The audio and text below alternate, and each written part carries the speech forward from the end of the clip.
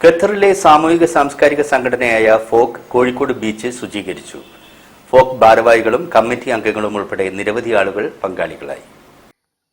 പരിസ്ഥിതി സംരക്ഷണത്തിന്റെയും പൊതുജനങ്ങളിൽ ശുചിത്വബോധം വളർത്തുന്നതിന്റെയും ഭാഗമായാണ് ഫോക്കിന്റെ നേതൃത്വത്തിൽ കോഴിക്കോട് ബീച്ചിൽ ശുചീകരണ പ്രവർത്തനം സംഘടിപ്പിച്ചത്.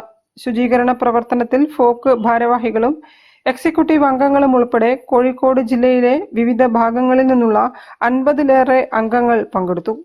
പ്രവർത്തനത്തിന് ഫോക്ക് Qatar president Usman K, general secretary Biju CK, treasurer Mansoor Ali, organising secretary Mustafa MV, vice president Sarath C എന്നിവരും മറ്റ് ഭാരവാഹികളും നേതൃത്വം നൽകി. ചടങ്ങിൽ corporation planning cell superintendent Anilkumar, clean city manager Dileep, senior health inspector Sasi എന്നിവരും സംബന്ധിച്ചു.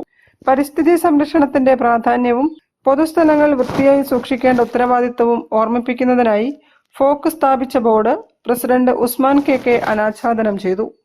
സമൂഹത്തിന്റെ കൂട്ടായ പങ്കാളിത്തത്തിലൂടെ നമ്മുടെ തീരപ്രദേശങ്ങളെയും പൊതുസ്ഥലങ്ങളെയും സംരക്ഷിക്കേണ്ടതിന്റെ പ്രാധാന്യം വിളിച്ചോതിയ ശുചീകരണ പ്രവർത്തനം ശ്രദ്ധേയമായിരുന്നു.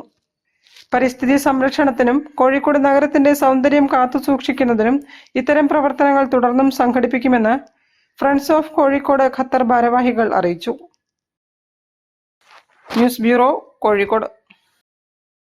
വാർത്തകൾ ചുരുക്കത്തിൽ നിങ്ങൾക്കായി അവതരിപ്പിക്കുന്നത് ക്യാൻസറിനെതിരെ പൊരുതാനായി കാലിക്കറ്റ് സിറ്റി സർവീസ് സഹകരണ ബാങ്കും MVR ക്യാൻസർ സെന്ററും സംയുക്തമായി അവതരിപ്പിക്കുന്ന ക്യാൻസർ ചികിത്സാ സഹായ പദ്ധതിയാണ് മാസ് കെയർ.